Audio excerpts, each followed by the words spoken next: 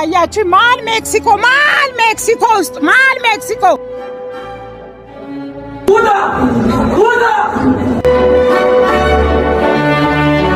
አርሴ ከሚበላው የዘንድሮን ዋንጫ አሰብ ዘምታለው ይዤ ቀይ አልጫ ብሏል።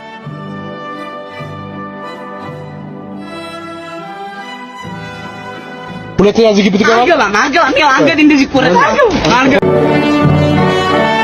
ገብርኤል አባቴ የቀበልነው ሚካኤል ያዋሰው ገብርኤል መድኃኔዓለም አለቃ የነገርከኝ ቦታ ላይ ደርሻለሁ። በቃ ለዛሬ ኧረ በአላህ